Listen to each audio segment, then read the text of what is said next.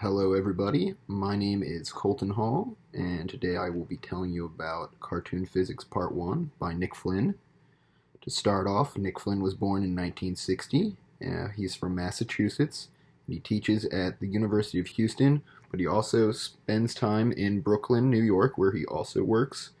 The ideas about the poem that I interpreted began with the poem being about childhood imagination and creativity, and how over time it diminishes, and they begin to understand the harsh realities of the world, such as there are rules and regulations to life, and not everything they dream about is possible. There are consequences to their actions, and the worst part that they soon discover is the inevitability of death. For the time being, though, children deserve to be children and should remain oblivious to the pain of what life can be.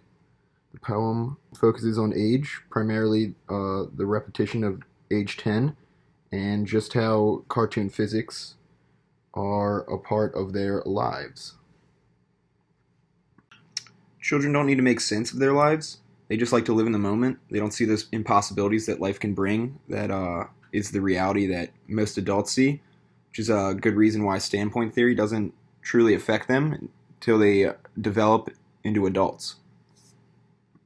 Today I was motivated to think of some ideas that reminded me of what I would do as a child, and even things I still do today. But my problem is I get caught up with trying to figure out one thing I can do today, so I kind of just mixed everything together. I had a really good time doing it. I fished, I caught some animals like a crab, we used to catch seagulls and lizards, we'd climb things like trees, and just explore new areas. I really didn't care what was going on, as long as I was outside. I lived in the moment today more than I had in a while. It didn't matter what I did, as long as I was doing something. As simple as the clips seem, they really did bring a smile to my face, and even if it was only for a moment, I felt like I was a little younger than I actually am, which I believe in the end is what Nick Flynn wants from his poem. To give you some context, I will be reading Cartoon Physics Part 1 for you.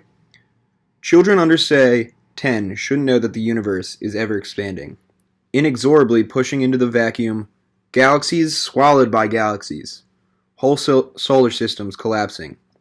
All of it acted out in silence. At 10, we are still learning the rules of cartoon animation. That if a man draws a door on a rock, only he can pass through it.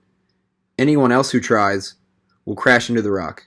10-year-olds should stick with burning houses, car wrecks, ships going down, earthbound, tangible, disasters, arenas, where they can be heroes.